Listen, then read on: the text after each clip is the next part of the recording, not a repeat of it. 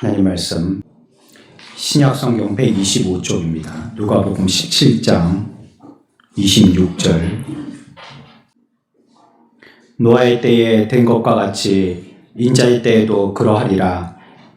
노아가 방주에 들어가던 날까지 사람들이 먹고 마시고 장가들고 시집가더니 홍수가 나서 그들을 다 멸망시켰으며, 또 롯의 때와 같으리니 사람들이 먹고 마시고 사고 팔고 심고 집을 짓더니 롯이 소돔에서 나가던 날에 하늘로부터 불과 유황이 비오듯 하여 그들을 멸망시켰느니라.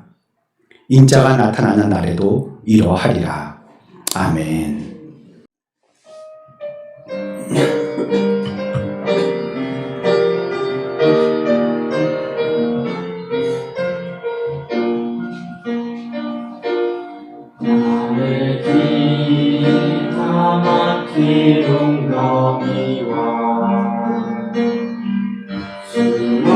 수렁에서 끌어올리시고 내 발을 반석 위에 두신 하나님의 그 사랑을 노래합니다.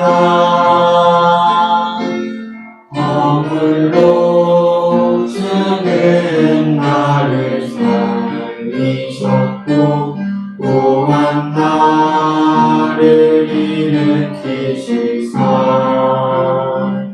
그리스도 안에서 함께 하늘에 앉으신 하나님의 조건 없는 그 사랑, 끝이 없는 하나님의 그 사랑을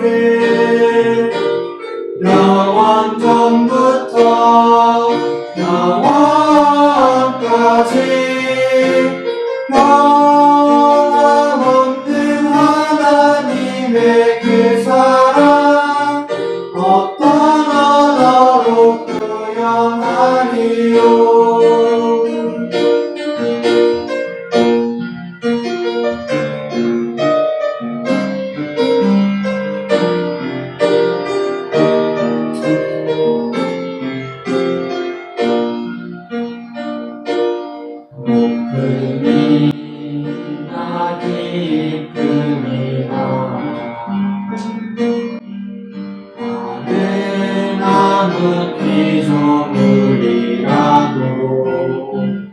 우리를 예수 안에 있는 하나님의 사랑을 끊을 수 없으리. 우리 가운데 역사하시는 대로 내가 구한 모든 것에 넘치도록 능히 하시네. 하나님의 조건 없는 그 사랑, 끝이 없는 하나님의 그 사랑을 영원전부터 영원까지 변함없는 하나님의 그 사랑 어떤 언어로 표현하리요. 끝이 없는 하나님의 그 사랑을 영원전부터 영원까지 변함없는 하나님의 그 사랑 어떤 언어로 표현하리요. 어떤 언어로 표현하리요.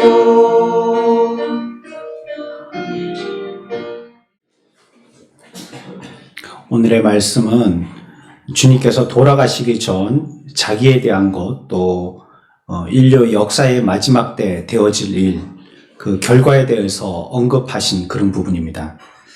이 부분은 사람들이 매우 관심들을 많이 가지는 그런 부분들인데, 그러면서도 많은 오해를 낳고 또 그래서도 많은 논쟁거리가 되는 그런 부분입니다. 그것은 사람들이 주님이 우리들에게 이 말씀을 주신 이유와 또 그것 가운데 우리가 들어야 할 그 주제에 기울이지 않고 다른 것들에 더 관심을 많이 가지기 때문입니다. 특히 때나 시간 이런 데 대하여서 우리가 지나치게 관심을 가지는 것, 이런 것들은 잘못입니다. 우리에게 그걸 일러주려고 마지막 때를 말씀하시는 게 아니에요. 그러니까 언제 죽을지 알라, 죽기 전에 뭘 준비해라, 뭐 그런 식으로 얘기하고 계신 게 아닌데도 불구하고 사람들은 그 때와 그 시간에 대해서 많은 관심을 기울이다 보니까 자꾸 필요 없는 논쟁이 일어나게 되는 것입니다. 그래서 주님이 그 말세에 대해서 말씀하신 그런 표현들의 부분들을 보면 일부러 특정 시간하고 날짜를 말씀하지 않았어요. 왜냐하면 그게 우리한테 유익이 되지 않기 때문입니다. 그것보다는 그것을 오히려 피하시고 오히려 상세한 계획을 말씀하려고 하시기보다도 그 가운데서 우리들에게 일러주시려고 하시는 일반적인 원칙이 무엇인지 그걸 먼저 말씀하려고 하십니다. 그래서 우리가 이런 어떤 말세에 대한 것, 마지막 때에 대한 말씀을 들을 때에 귀 기울여야 할 것은 어떻게, 이것입니다. 그러니까 언제보다도요, 어떻게 관심을 기울여야 하는 것입니다. 현재 세상 상황에 대해서 우리들이 취하는 태도, 이것은요, 신앙을 시험할 수 있는 좋은 방법이라고 생각합니다.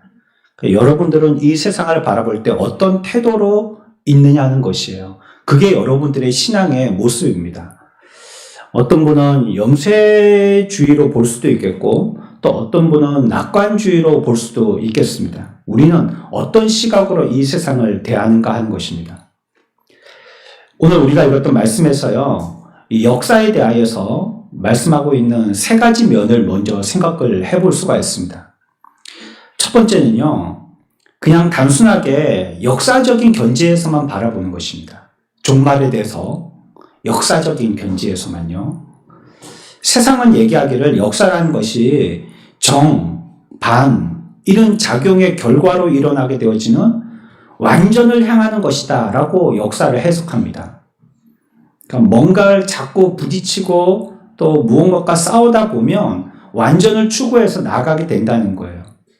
그렇게 해서 끊임없이 진보하게 되어지고 과거에 일어났던 그런 일들은 그러면 과연 무엇이 유익이 되느냐? 과거의 일조차도 어떤 면에서는 앞으로 미래를 향하여 진보해 나가는데 어떤 부분에서는 공헌을 했다. 이렇게 이해하고 넘어가는 것입니다. 이것이 그냥 단순한 일반적인 역사 해석의 방법입니다. 그렇다면 성경은 뭐라고 얘기합니까? 성경은요, 이와는 정반대의 입장을 보이거든요. 세상은 점진적으로 진보하고 있다라고 이렇게 얘기하고 있어요. 역사가 나아지고 있다. 풍성하고 풍요로워지고 사람들은 훨씬 엘리트가 되어가고 또 많은 기술이 있고 그것을 통해서 우리의 역사들은 점점 더 완전을 추구해져 나가고 있다. 이렇게 얘기하는 것이지만 성경은 그렇지 않다라고 얘기하는 거예요. 시간이 지나면 지나갈수록 더 위기고 세월이 갈수록 더 심판에 가까워지는 결말을 향하여서 나아가고 있다. 이렇게 얘기하고 있습니다. 우리가 잘 알고 있는 성경의 역사들 가운데 노아의 홍수라든지 오늘 우리가 본문에서 얘기되어지는 이런 소돔 고모라 성의 파괴라든지 또 예루살렘 성의 멸망이라든지 이런 사건으로 이어져서 결국 죄와 악행으로 말미암은 인간들의 행위로 하나님의 심판이 온 세계를 파괴시킬 것이라는 것이 성경이 말씀하고 있는 미래에 대한 예언입니다. 미래는 그렇게 될 것을 얘기하고 있어요.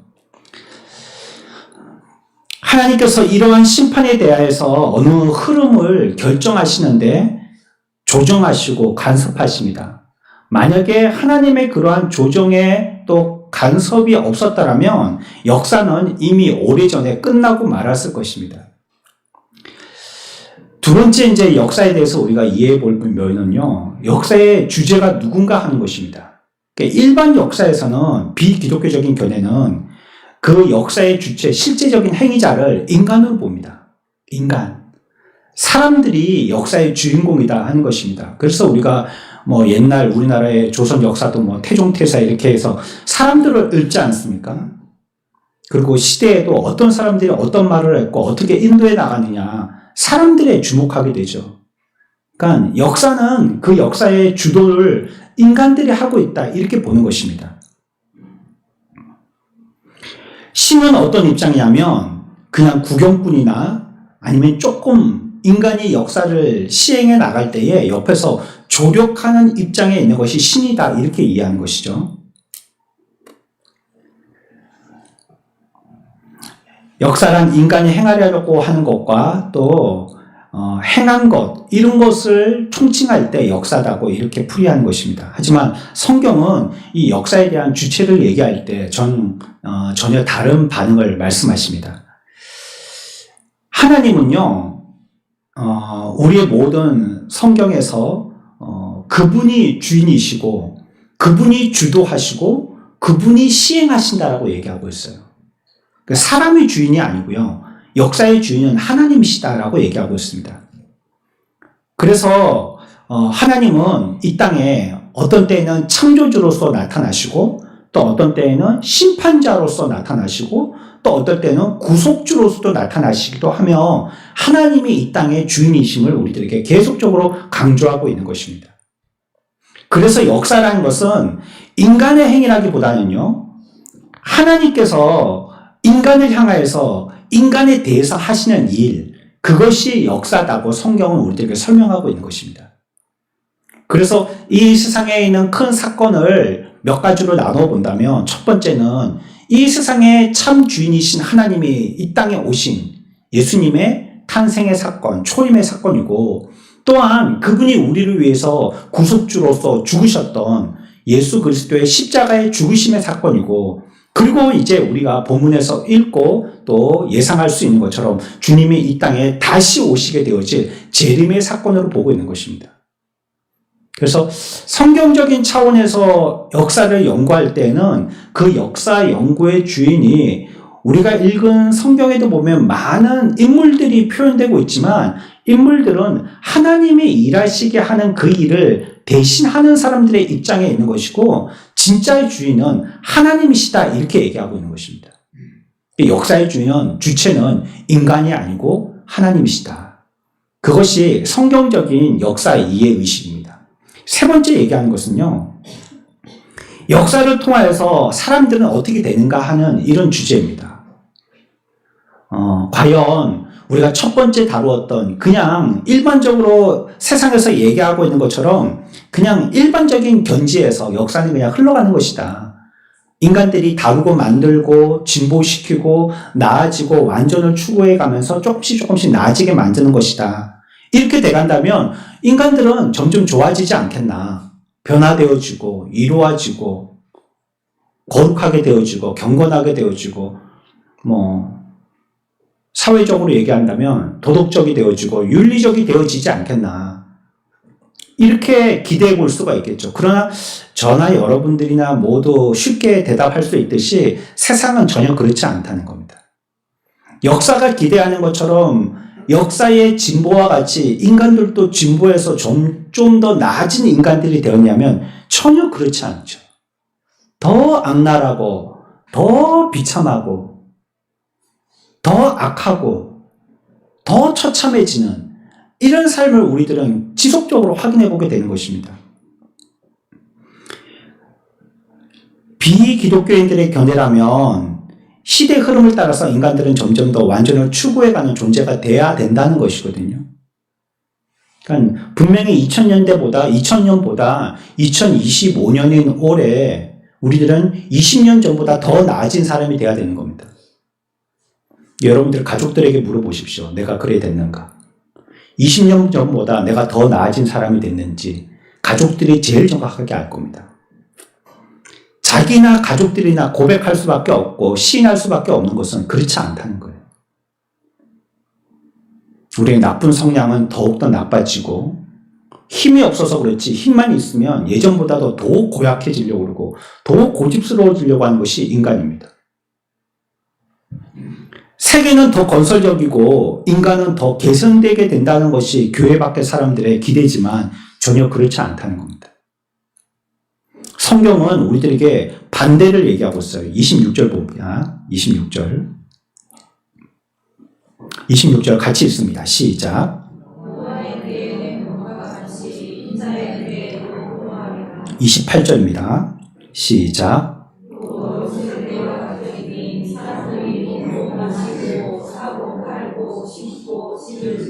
30절입니다. 시작. 제가 여기서 말씀드리고 싶은 건요.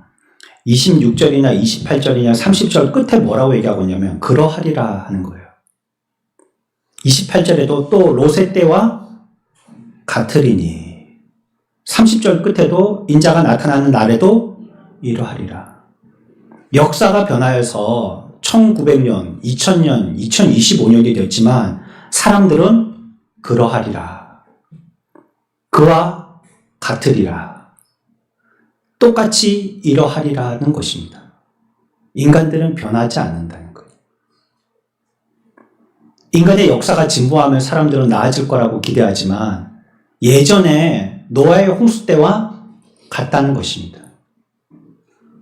물론 문명은 훨씬 발전됐죠. 그러나 소돔 고모라 시대와 같이 창원시도 마찬가지라는 겁니다. 그 사람들과 같이 오늘날 우리들도 그렇고 나중에 예수님이 다시 오실 때에도 그게 언제가 될지 모르지만 똑같아진다는 거예요. 사람들은 바뀌어지지 않는다는 거예요. 주님의 역사의 시작에서 종말 때까지 사람들은 여전히 똑같은 성령을 지닌다는 거예요.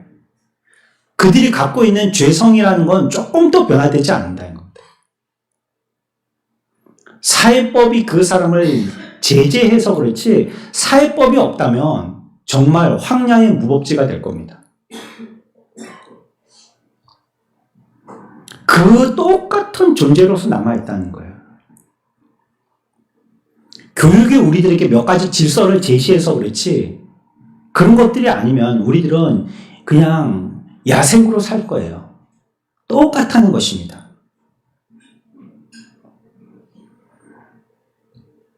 세속의 지식이라든지 과학의 발전으로 우리의 삶은 여러 종류에서 변화와 차이가 표면적으로 드러날 것이라는 걸 기대하지만 그렇지만 근본적인 본성하고 그의 존재의 깊은 그런 것들은 언제와 똑같은 존재로 남아있다는 겁니다. 가끔씩 우리도 이해 안 되는 내 속에 있는 더러움이 불쑥불쑥 올라올 때가 있잖아요. 혹시 다른 사람들에게 안 들킬 때가 있더라도요. 혼자 생각할 때 아유 내가 그때 왜 그랬지 하고 깜짝 놀랄 때가 있잖아요. 안 들켰기 망정이지. 들켰으면 큰 망신할 뻔한 그런 게 있잖아요. 이게 욱하고 올라온단 말이에요. 그게 나이 먹어서 많이 배웠다고 없어지는 게 아니라는 거예요. 그 존재는 여전히 우리 DNA 속에 남아있다는 것입니다. 인간 본성에 나타나는 이런 근본적인 원칙을 우리들이 한 단어로 축약해서 말을 만들어 볼 수가 있겠어요.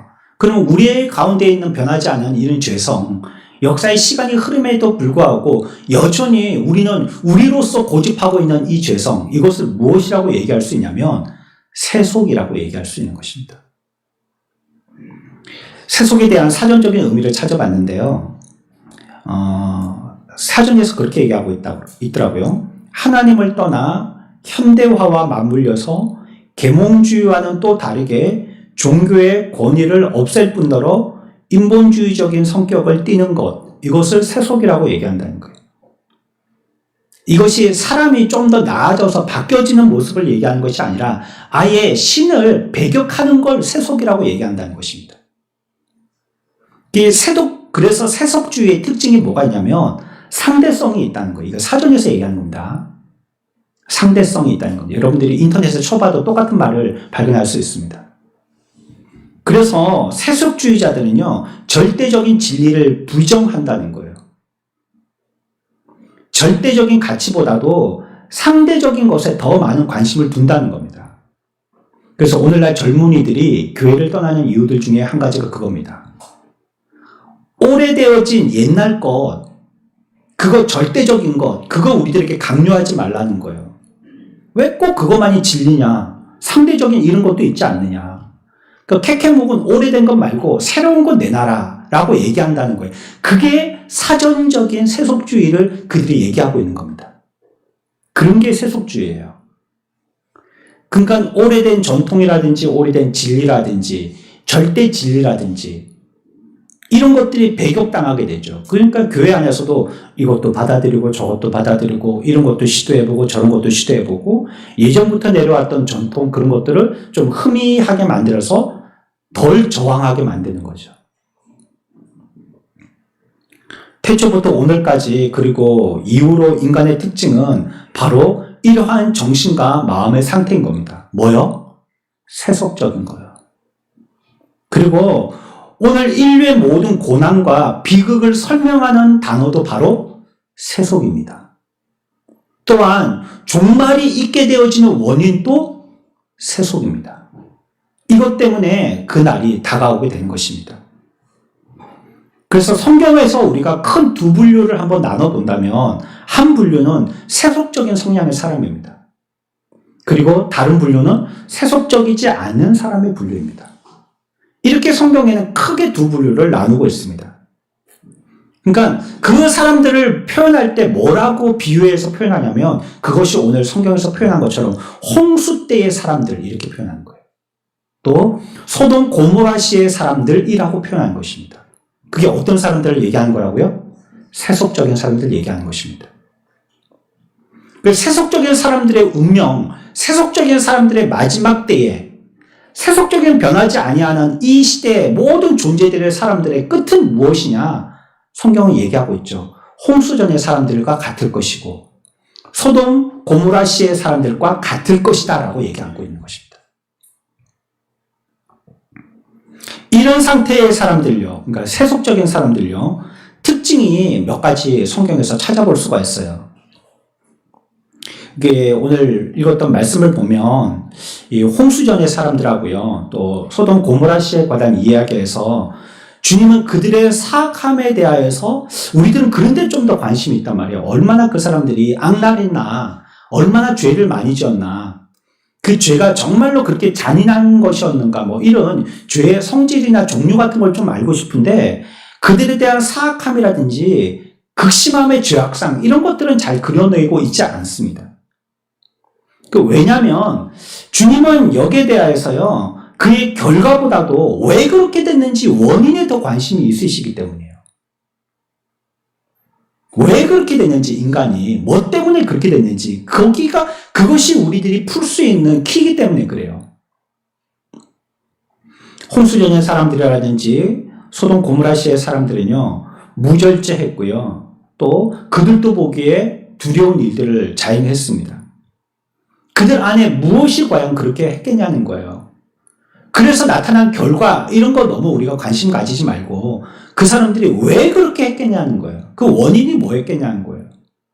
뭐 때문에 그 사람들은 그와 같이 잔인하고 그와 같이 무정한 사람들이 됐냐는 거예요. 우리가 생각하는 죄라는 건요, 우리가 나름대로 판단하는 죄의 시각으로 관점 삼지 말아야 됩니다. 그 관점으로 보지 말아야 됩니다. 성경에서 얘기하고 있는 것은요, 주님이 죄라고 말씀하신 관점으로 보는 죄를 얘기합니다. 사회죄를 얘기하는 것이 아니고요. 사회에서 얘기하는 죄, 우리들은 이것 가지고 죄인이다, 뭐 무죄하다 이렇게 판단하지만 하나님이 보실 땐 그렇게 보시지 않는다는 거예요. 그래서 홍수전의 사람들이 죄가 뭐냐, 또 소돔 고모라 성이라는 그 시가 하늘에서 유황의 불비가 내려가지고 그 땅이 하나님으로부터 심판받은 도시인데 그 도시가 그와 같이 처참하게 심판받은 원인이 무엇인가, 이거 우리에게 묻고 있는 거예요. 왜 그렇게 됐느냐, 그 사람들이. 첫 번째 우리가 생각할 것은요, 이 세속이라는 것은요, 인간의 본성, 그러면서도 우리의 본성 가운데 있는 고상한 면이 있어요. 앞에서 말씀드릴 때 역사를 설명할 때 인간 가운데 우리에게는 부정과 불의가 있어서 이것이 우리의 존재를 혁신적으로 표현할 때에는 변화시키는 것 같지만 내나 도로 예전의 모습으로 돌아가게 되고, 이것은 끝없이 우리들을 죄악 가운데 빠뜨리고, 그리고 종말이 오게 되어졌고 이 시대와 이 인류 모든 사람들이 고통받게 되어진 이유라고 얘기했지만, 그러나 그러함에도 우리 가운데는요, 그 죄악과 부패되어진 모습만 있는 것이 아니라 우리에게는 고상한 면도 있다는 거예요. 왜냐하면 하나님이 인간을 지으실 때에 우리가 죄를 짓고 타락하기 전에 이미 하나님의 아름다운 모습을 우리들에게 입혀주셨기 때문이에요. 이것을 우리가 발휘해서 잘 사용하지 않아서 그렇지 우리 가운데 있단 말이에요. 세속이라는 것은 우리 본성 가운데 있는 이 고상한 면을 드러내서 쓰게 하려고 하기보다도 끊임없이 저속한 면만 쓰게 한다는 거예요. 그게 세속이에요. 인간이 타락되어지고 점점 주님의 오실 날들에 대해서나 자기의 개인적인 종말에 대해서 두려워하는 게 이러한 삶을 자꾸 점진적으로 살기 때문에 그래요. 이 고상함이라는 것은 금방 말씀드렸던 것처럼 사회에서 얘기하는 고상함을 얘기하는 것이 아닙니다. 성경적인 고상함을 얘기하는 겁니다. 뭐 품위 있게 뭐 어험하고 다니는 이런 걸 얘기하는 게 아니에요. 노아 홍수 전의 사람들은요, 27절 볼까요? 그 사람들이 어떤 고상함을 저버린 저속한 삶을 살았는지를 설명하고 있어요. 27절 같이 봅시다. 시작.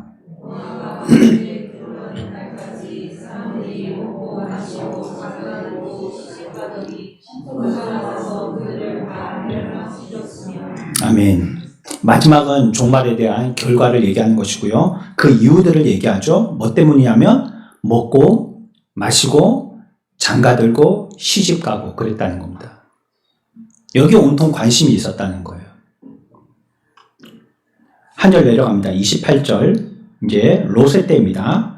시작 같이 읽습니다. 시작. 롯의 때와 같으리니 사람들이 먹고 마시고 사고 팔고 씻고 집을 짓더니. 아멘. 똑같죠. 그때나 그 노아의 홍수를 통해서 망했던 사람들의 모습이나 하늘에서 불벼락이 내려서 한 시가 완전히 망하게 되었던 이 소돔 고모라 시의 사람들의 이전의 모습들이랑 똑같다는 거예요. 우리들에게 하나님이 주신 하나님의 형상인 고상함을 드러내지는 않고요, 저속한 면만 자꾸 드러내고 살았다는 것이에요. 하지만 우리가 이것을 조금 따져보면 이건 한면으로 볼 때는 큰 죄는 아닙니다. 그러니까 어떤 부분에서는 하나님 앞에 우리가 우리를 변호할 수 있는 정당한 부분이라고 얘기할 수 있겠죠. 우리가 하나님의 영광을 위해서 살아야 되고 오늘 또 이렇게 예배드리러 나와야 되는데, 그러면 여러분들이 오늘 아침에 뭐 드시고 나오셨어요? 식사하고 나오셨죠? 어제 밤은요? 식사하셨죠? 만약에 먹고 사는 것이 저속한 거라면 여러분들이 먹고 마시지 말았어야 될 거 아니에요. 근데 먹고 마셨단 말이에요, 우리가. 그리고 우리가 먹고 마신 것도 오늘 예배하기 위해서 이 아침에 먹고 마시고 나온 거예요. 그러니까 이런 부분들은 우리가 삶을 사는데 정당하고도 필수적인 부분이라고 얘기할 수 있어요. 그렇지 않으면 에너지를 얻을 수 없고 우리들은 음신할 수 없으니까 말이죠. 그러니까 여기서 얘기하고 있을 때 이 말씀을 우리가 이해한다면 먹고 마시고 장가가고 시집가고 사고 팔고 심고 짓고 하는 이것이 잘못이라기보다는 이것은 그 한 예를 우리들에게 얘기하고 계신데, 하나님이 우리를 하나님의 형상대로 지으시고 또 그 형상대로 지으심을 통하여서 재능도 힘도 주셨는데, 그리고 우리들은 하나님이 주신 우리의 재능, 우리의 힘, 하나님 주신 형상대로의 삶, 이걸 살도록 영과 육이 발전되어지고 개발되어지고 양육되기를 바라시는데, 그러기 위해서 우리들에게 주신 것이 먹고 마시는 거라는 거예요. 우리가 그런 사람 되라고. 그러니까 고상한 사람이 되라고 주신 것이 먹고 마시고 심고 짓고 하는 거라는 거예요.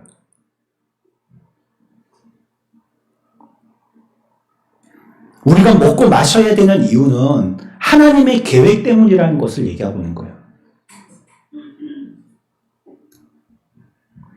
그것을 만족시키기 위해서 하나님은 우리들에게 음식을 주신 것이고 음료를 주신 것입니다. 또 인간 생활을 해야 되잖아요. 우리가 사회생활을 해야죠. 안 그렇다면 우리가 하나님의 뜻이 저속한 이 세상에 속하는 것이 아니라면 다 우리들도 그냥 뭐 산으로 올라가야죠.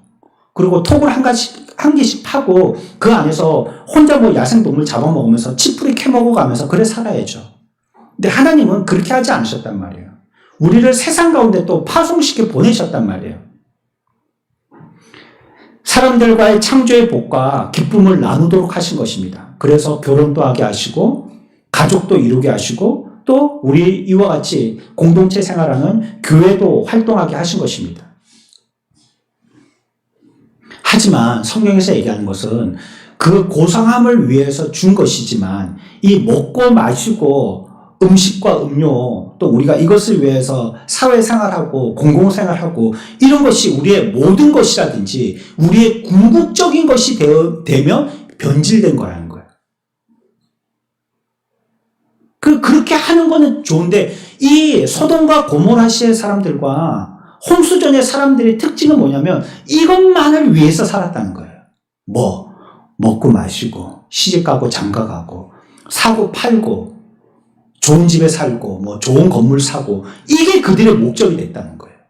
그러면 하나님이 주신 거룩한 것을 위해서 힘쓰고 그것을 추구하라고 주신 우리의 에너지라든지 하나님이 주신 우리의 고상함을 다 잃어버리고 그거 주객이 전도돼서 이제 그것을 위해서 사는 자가 돼버리는 것입니다.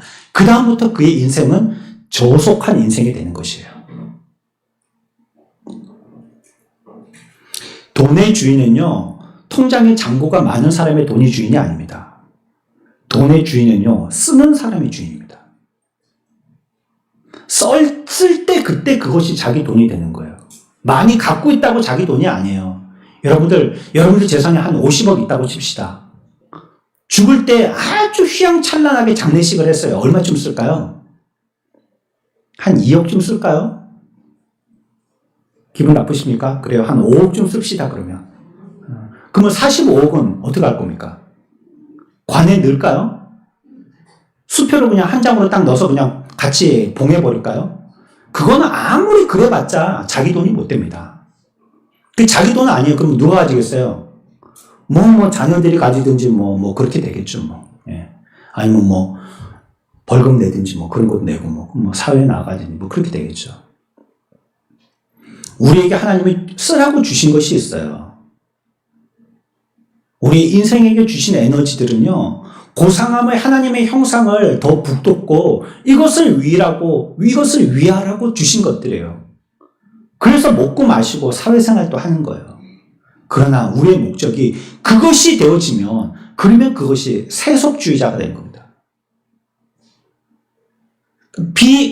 비기독교인들 말고 그리스도인이면서도 그런 삶을 산다면 실제적인 무신론자와 실제적인 세속주의자의 삶을 살게 되는 겁니다.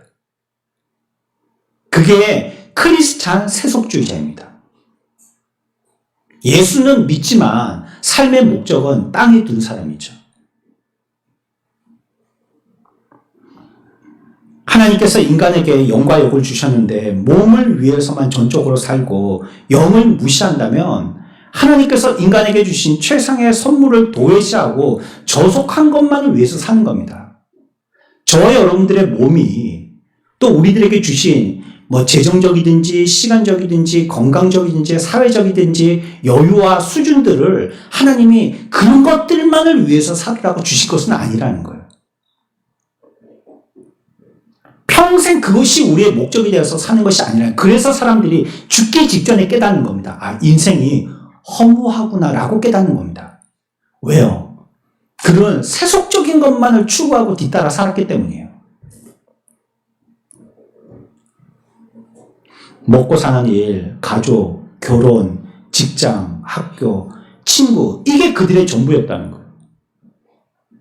그것에만 관심을 가졌죠. 영에 대한 높은 본성에 대해서는 조금도 생각해보지 않고 내 속에 영이 있는지 없는지조차도 모른다는 거예요. 자다가 가위 눌린다든지 반쯤 깨가지고 이상한 걸 보면 이거 무슨 신이 있나 보네 뭐 이런 정도만 알지 내 속에도 하나님이 주신 거룩한 영이 있고 우리가 장차 어디로 가야 될지 전혀 생각해보지 못하고 이 땅에만 주목하고 산다는 그게 세속적인 삶입니다. 하나님이 우리들에게 고귀한 것들을 주셨어요. 안 주신 분은 아무도 없어요. 근데 이것을 위하여서 우리가 시간도 쓰고 물질도 쓰고 몸도 쓰고 그래야 되는데 그런 것을 위해서는 쓰지도 않은 거죠. 이들에게 이와 같이 성경이 얘기하고 있는 것은 분명히 이들의 생활에서 큰 비중을 차지하고 있는 요소이기 때문일 겁니다. 만약에 이들이 그 세상에서 연구하는 게 그들의 목적이었다면요. 모든 인류가 홍수 이전의 사람들이 전부 공부에 몰두해서 모두 공부하고 연구했다면 여기에 그렇게 표현했을 거예요. 홍수 전에 방주 이전의 사람들은 연구하는 데 몰두했다 이렇게 썼을 거예요. 근데 그것보다도 여기에서 이렇게 표현하고 있는 것은 이런 것들이 그들의 주 관심사였기 때문이에요. 사고 팔고 시집가고 먹고 마시고 말이죠. 오늘날 저희 여러분들도 한번 생각해 보십시오. TV 틀면요, 먹고 노는 것 뿐이 선전 안 하지 않습니까? 사람들의 관심이 그렇기 때문이에요. 맨날 먹는 거. 프로도 어떻게 잘 먹을 것인가? 무슨 재료로 먹을 것인가? 많이 먹다가 배탈 나면 또 소화에는 회스탈. 그리고 그거 선전하고 잘 소화시키시라고. 그리고 또 먹고 또 소화불량에 또 이거 드시고 그러면 또 그렇고 너무 많이 먹어서 당뇨병에 걸리면 또 이거 좋고 남자가 전립선이 안 좋으면 또 요거 먹고 또 낫게 되시고 또 잘 먹고 계속 TV에서 우리들에게 사인으로 매번 주는 거는요 먹고 잘 사는 겁니다. 그리고 신문지 항상 하단에는 어떤 아파트 분양, 역세권, 5분 안에 이런 거, 숲세권 이런 것만 계속 선전하는 거예요. 왜요? 우리의 관심이 거기에 있는 거예요, 전부 다. 먹고 마시는 거. 어디에 살고. 이제 신학기 비슷하게 되면 이제 다음 주에 수능 치죠. 학생들 교육. 이런데 그냥 전부 다 관심이 온통 거기 가 있는 거예요. 자기의 인생을 하나님께서 어떤 영적인 존재로 만드셨고 그 영을 발휘하면서 살아야 될 거라는 걸 생각하지 못하고 홀딱 정신이 거기에 팔려갖고 거기에 이끌려서 살다가 죽기 직전에 한 5분 정신 차리고 지옥 가는 겁니다. 그게 허무한 인생들입니다.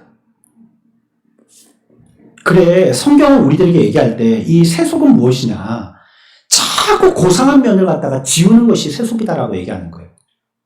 세속에 대해서 관심을 많이 가지게 되어지면 우리의 고상함은 있지만 자각하지 못하고 잊고 살게 됩니다.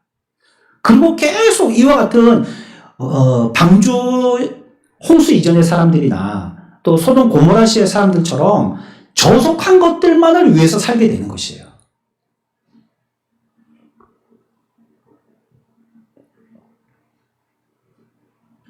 집을 사고 결혼해서 안정을 찾고 돈을 벌고 배우는 이 일들 이런 것들 어느 정도만 되잖아요. 어느 정도 하면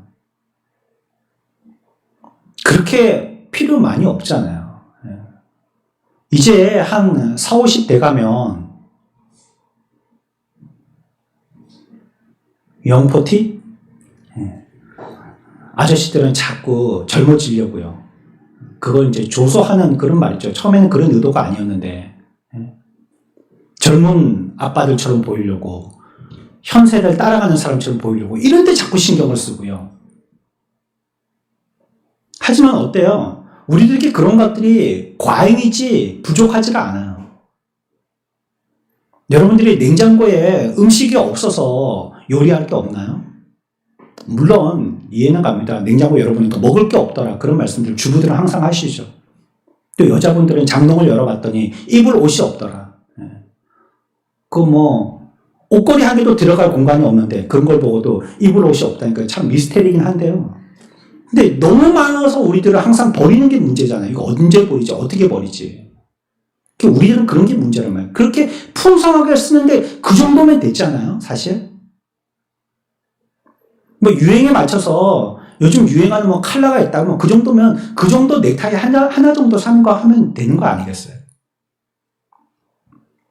근데 우리들은 더 많이 하고 더 안락하게 하고 더 쾌락에 취하려다 보니까 여기에 더 관심을 기울이게 된다는 거예요. 여러분들은 단순히 육을 만족하는 생활을 하고 계십니까? 아니면 약간이라도 영적인 결핍을 느끼십니까? 여러분들은 좀 더 세속적인 삶이 되기를 원하십니까? 그런 것을 누리는 사람이 정말 그렇게 부럽습니까? 우리 속에 있는 참 영이 있는데 이 영을 갈망하십니까? 하나님은 우리들을 그런 목적으로 지으시지 않으셨어요. 하나님은 인간에게 대해서 큰 목적을 두고 지으셨고 그 목적을 위해서 많은 것들을 선물로 주셨어요. 그런데도 불구하고 이런 것들을 다 무시하고 세속적인 삶을 산다면 이것은요, 하나님을 무시하는 것입니다. 두 번째 세속적인 특징이 있는데요. 세속적인 특징의 사람들은요, 앞에서는 뭐라고 얘기했어요? 뭐가 세속이라고요? 본성에 고상한 건 무시하고 본성적인 것에 대해서 저속한 것만 따르는 것. 이것이 세속이라고 했잖아요.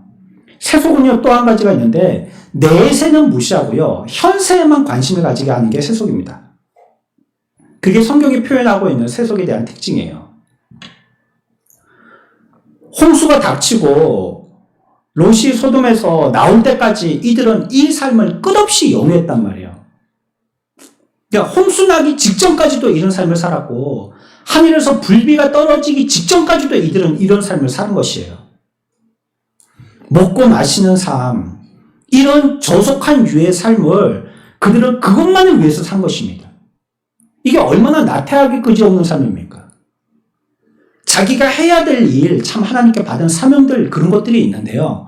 그런 것들에 대해서 생각하기보다는요, 그냥 이 먹고 사는 거, 짓고, 심고, 이 일에만 자꾸 신경을 쓰다 보니까 죽기 직전까지도 그것만 생각하다가 죽는다는 거예요. 소돔에서 일어났던 일들이 얼마나 멋있어 보였겠습니까? 오늘날 사람들도 대부분 도시의 불빛 가운데서 살기를 원하죠.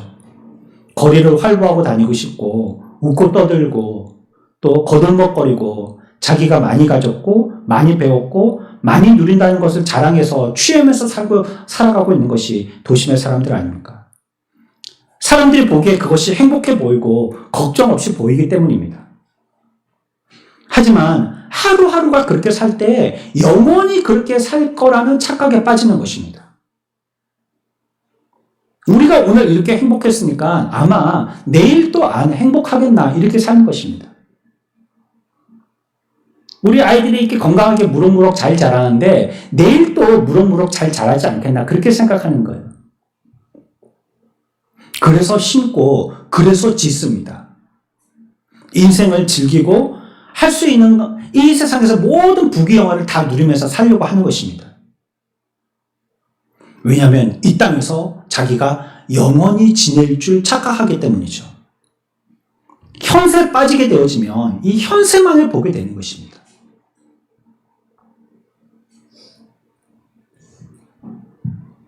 사람들을 얘기해요.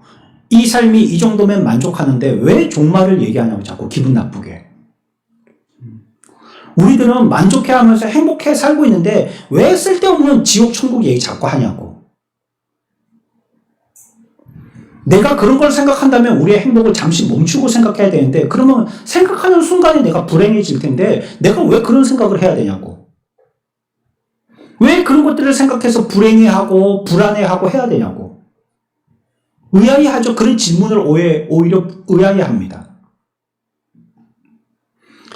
홍수 때 있었던 사람들이 그러는 거예요. 노아가 아무리 얘기해도 홍수 때 사람들의 반응이 똑같은 거예요. 내가 왜 그런 걸 생각해야 돼, 지금? 소돔과 고모라 시의 사람들도 똑같은 거예요. 내가 왜 그런 걸 생각해야 돼? 근데 지금 잘 살고 있는데 여기 이제 큰 도로 나가지고 그 옆에 우리 집이 비싼 건물로 이제 뭐 제값을 받게 됐는데 이제 뭐 좀 다리 펴고 살 수 있는 그런 정도 됐는데 왜 내가 죽음을 생각하고 내세를 생각해야 돼? 그리고 그 똑같이 그 사람들도 그러고 생각했다는 거예요. 여러분들의 삶이 끝난다는 거 생각해 보셨어요? 영정사진의 주인이 문상 갈 때만 아니고 내가 누군가를 조문 받아야 될 형편이 된다는 거 여러분들 생각해 보셨어요? 입관할 때 저 주인공이 내가 될 거라는 거 여러분들 생각해 보셨어요? 그리고 죽음은 저와 같이 완전히 끝나는 것이 아니고 그 뒤에 다른 세계가 있다는 걸 생각해 보셨나요? 우리 속에는 불멸의 영이 있어서요. 이 세상에서는 나그네처럼 살다가 다음에는 꼭 하나님 앞에 꼭 한 번은 서게 됩니다. 하나님 앞에서 이쪽으로 갈 것인지 저쪽으로 갈 것인지 결정되게 되어지는 꼭 한 번은 그분과 맞부딪혀야 될 기회가 생깁니다. 이거 우리들은 절대 잊으면 안 됩니다.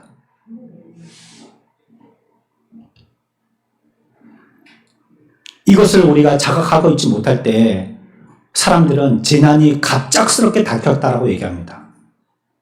하지만 그건 예전부터 예고되어 있던 거예요. 순식간에 멸망했다고 얘기합니다. 하지만 이전부터 절망적이었었어요. 고린도후서 4장 18절입니다. 고린도후서 4장 18절 같이 읽습니다. 시작. 우리가 지속하는 것은 보이는 것이 아니요 보이지 않는 것이니 보이는 것은 잠깐이요 보이지 않는 것은 영원하니라. 아멘. 이 세상에서 보이잖아요. 이거는 시간으로는 얼마큼 걸린다고요? 잠깐입니다. 잠깐. 그리고 보이지 않는 것은 어때요? 영원합니다. 인간의 불신앙과 불경건과 본성은 변하지 않아서 인류 역사를 계속 타락하게 하는 원인이 되었습니다. 하나님께서 심판하지 않을 수 없는 원인, 노아의 홍수, 소돔 고모라시의 파괴, AD 70년경에 있었던 예루살렘의 멸망, 이게 모든 그와 같은 원인 때문이었어요. 그리고 그 원인은 오늘날 저와 여러분들에게 동일하게 있어서요. 성경은 뭐라고 얘기하냐면 인자가 나타날 그때에도 그와 같을 거라는 거예요. 주님이 다시 이 역사의 주인공으로 이 땅에 오시게 되어질 때 그때도 홍수 때의 사람들과 같이 소돔 고모라시의 사람들과 같이 그들이 행했던 이 땅만 현세만을 추구했던 사람들과 같이 이 세상의 사람들의 모습이 똑같을 거라는 거예요. 그러나 그때 분명한 것은 그날로서 심판이고 그날로서 종말이라는 겁니다. 더 이상의 기회는 없어요. 불경건과 불신앙의 태도를 취하여서 사람들을 계속해서 옛날 그 상태로 그대로 남아있게 하려고 합니다. 이것이 우리들에게 무엇을 입증하느냐? 성경에서 오늘 말씀하셨던 본문의 말씀과 같이 하나님의 말씀이 정확하고 무오하구나 하는 걸 보여주는 것입니다.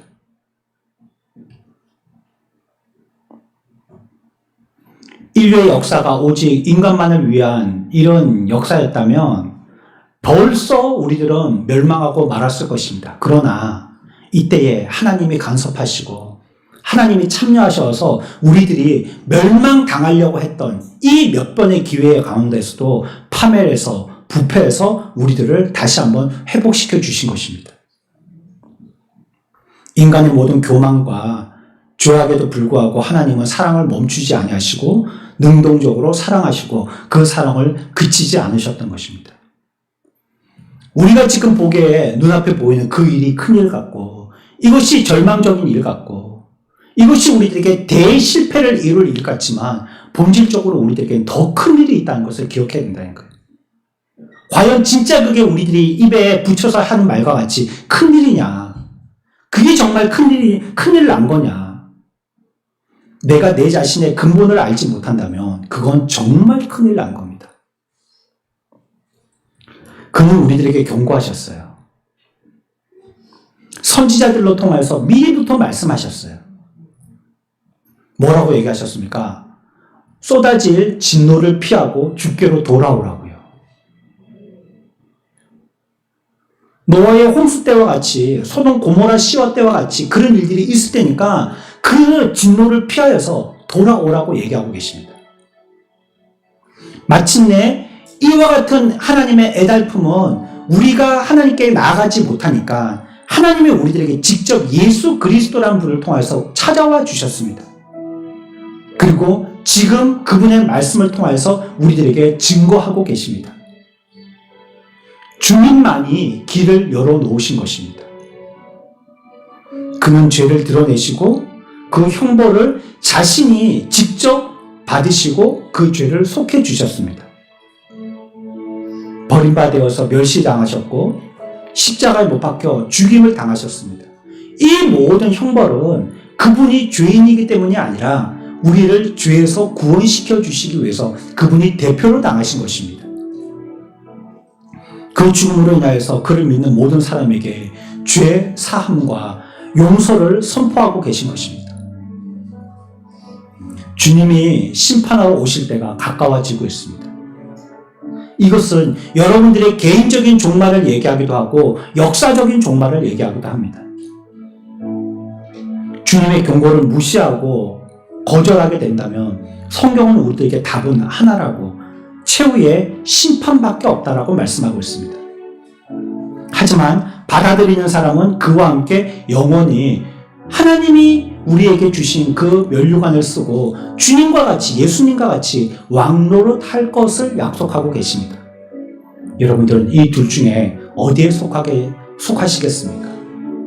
성경은 우리들에게 이와 같은 있게 되어진 과거의 역사를 통하여서도 미래를 예언하고 계십니다.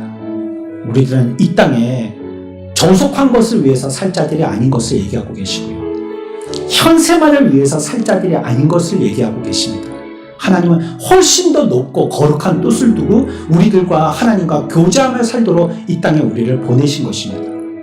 살아있는 생애가 우리들에게 기회인 줄 알고, 아니 오늘이 우리들의 삶의 마지막 기회인 줄 알고 주님을 영접하고 주를 통하여서 우리가 알지 못했던 영의 세계를 알게 되어지고 또 내세까지 보장받는 영원한 구원에 이르는 저와 여러분들의 삶이 되시기를 축원합니다.